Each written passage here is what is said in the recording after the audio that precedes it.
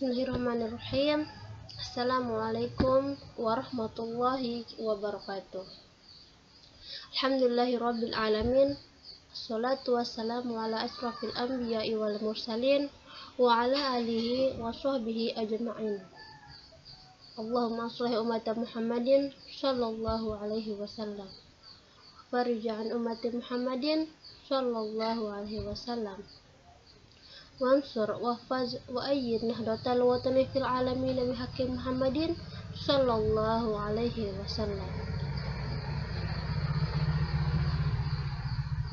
Perkenalkan, nama saya Zuhairiyah, jurusan Pendidikan Bahasa Arab semester 4C di Institut Agama Islam Hamzan Wadi Nahdlatul Wathon Lombok Timur.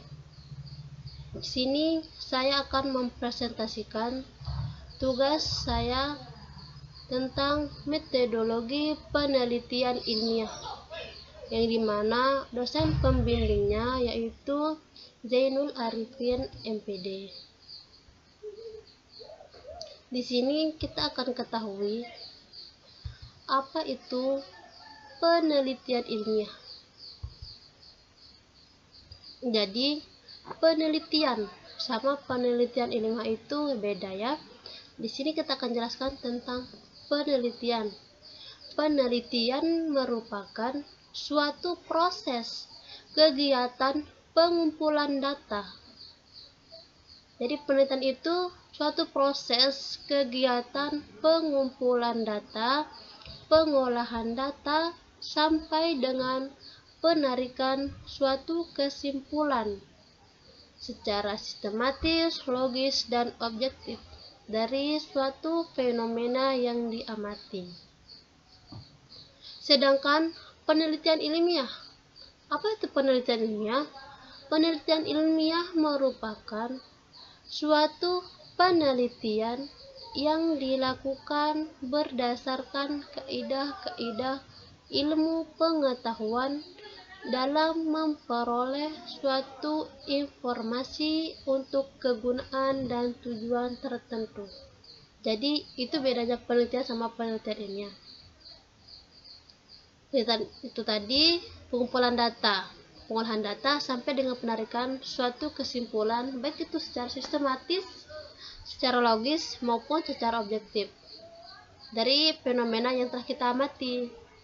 Sedangkan penelitian ilmiah itu penelitian yang dilakukan harus berdasarkan kaidah-kaidah ilmu pengetahuan dalam memperoleh suatu informasi untuk kegunaan dan tujuan tertentu. Nah, di sini ada secara sistematis. Secara sistematis artinya penelitian tersebut harus terstruktur mulai dari awal, pertengahan, sampai dengan dari akhir penelitian.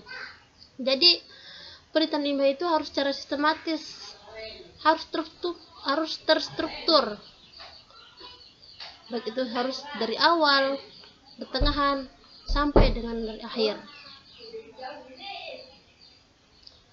Sini secara logis, yang dimana secara logis artinya penelitian tersebut dapat diterima oleh akal sehat atau nalar dari keseluruhan kegiatan penelitian yang dilakukan.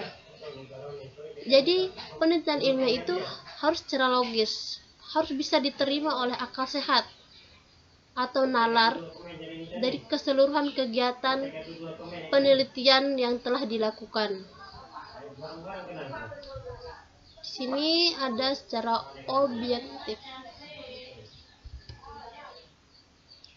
Objektif artinya kesimpulan suatu hasil penelitian dapat diterima oleh orang lain karena penilaiannya bersifat objektif atau berdasarkan apa adanya dari masalah yang diamati, bukan berdasarkan penilaian peneliti itu sendiri atau penilaian subjektif.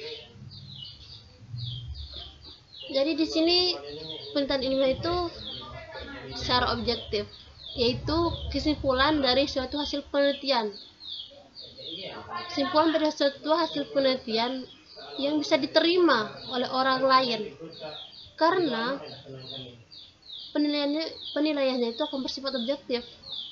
Karena penilaiannya itu akan bersifat objektif atau berdasarkan apa adanya dari masalah yang telah kita amati, bukan kita yang menilai, bukan pilihan kita.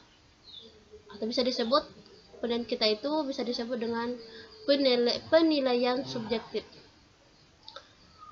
Jadi di sini suatu penelitian akan dikatakan ilmiah apabila dilakukan dengan prosedur yang ilmiah pula. Jadi penelitian itu akan dikatakan ilmiah apabila dia itu melakukan prosedur yang ilmiah. Jadi semua penelitian ilmiah itu akan dikatakan penelitian kalau dia melakukan prosedur yang ilmiah juga. Sini mutu penelitian sangat ditentukan oleh metode penelitian yang digunakan, antara lain desain penelitian, teknik sampling, instrumen penelitian, dan juga yang terpenting adalah ketepatan penggunaan teknik pengolahan analisis data. Jadi di sini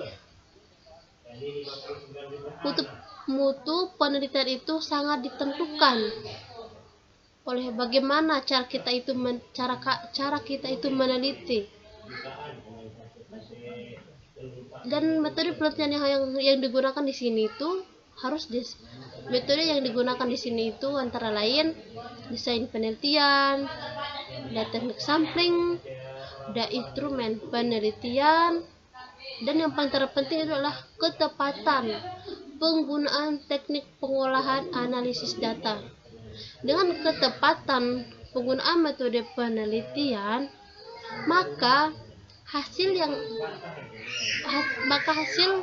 penelitian yang dihasilkan juga akan bermutu, sehingga diharapkan dapat diterima oleh publik. Jadi ketepatan penggunaan metode penelitian itu akan menghasilkan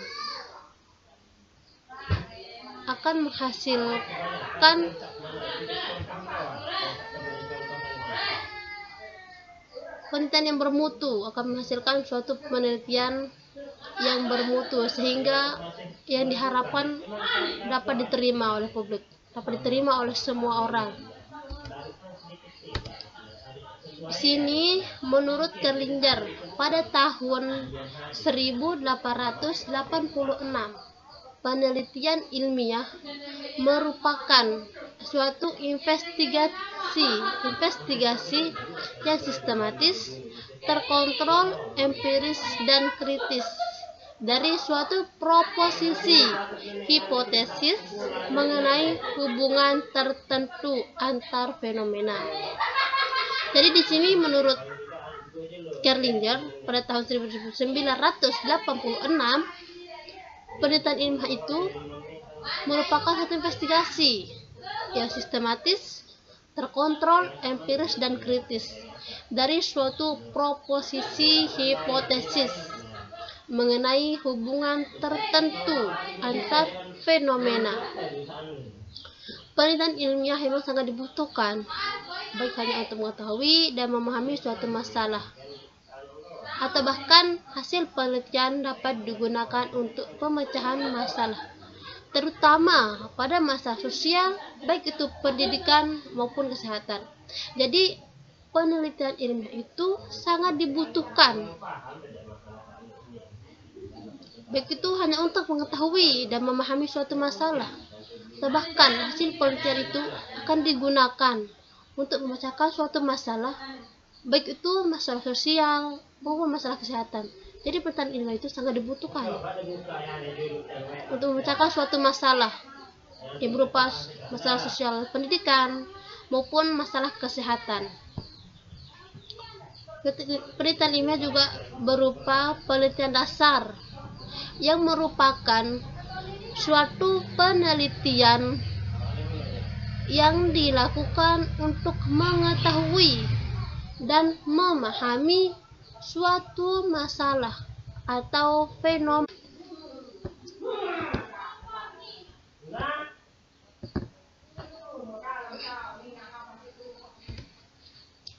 Menurut Kerlinger, pada tahun 1986, penelitian ilmiah merupakan suatu investigasi yang sistematis, terkontrol, empiris dan kritis dari suatu proposisi hipotesis mengenai hubungan tertentu antar fenomena. Penelitian ilmiah emang sangat dibutuhkan, baik hanya untuk mengetahui dan memahami suatu masalah, atau bahkan hasil penelitian dapat digunakan untuk pemecahan masalah, terutama pada masalah-masalah sosial, baik itu pendidikan maupun kesehatan. Penelitian ilmiah dapat berupa penelitian dasar, yang merupakan suatu penelitian yang dilakukan untuk mengetahui dan memahami suatu masalah atau fenomena yang diamati, atau dengan kata lain, penelitian dasar merupakan penelitian yang bertujuan untuk menguji suatu teori tertentu.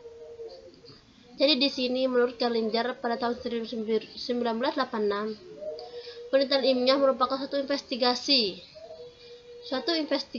yang sistematis, yang terkontrol, yang empiris dan juga yang kritis dari suatu proposisi hipotesis mengenai hubungan tertentu antar fenomena. Penelitian ilmiah itu memang sangat dibutuhkan, baik hanya untuk mengetahui dan memahami suatu masalah, atau bahkan hasil penelitian dapat digunakan untuk pemecahan masalah, terutama pada masalah sosial, baik itu pendidikan maupun kesehatan. Jadi penelitian ilmiah itu sangat penting, sangat dibutuhkan untuk memecahkan suatu masalah, baik itu masalah pendidikan maupun masalah kesehatan. Di sini penelitian ilmiah juga dapat berupa penelitian dasar. Apa itu penelitian dasar?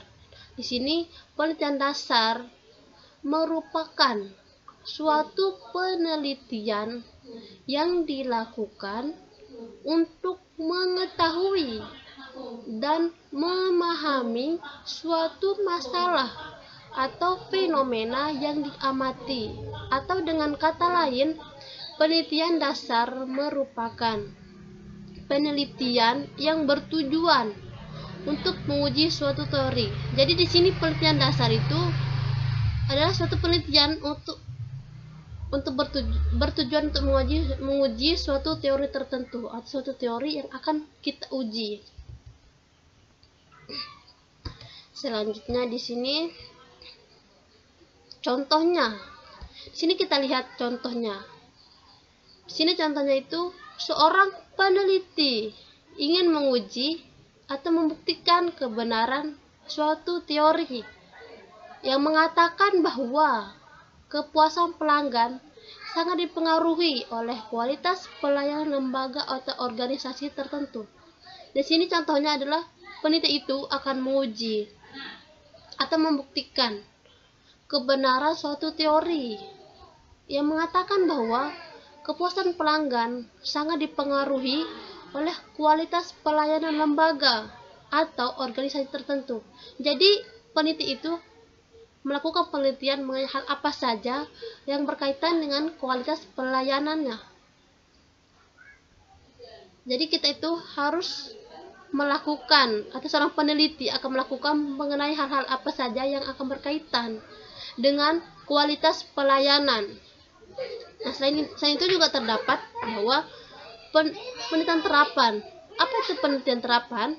Di sini dijelaskan bahwa penelitian terapan yang merupakan suatu peneliti yang dilakukan untuk memecahkan suatu masalah tertentu.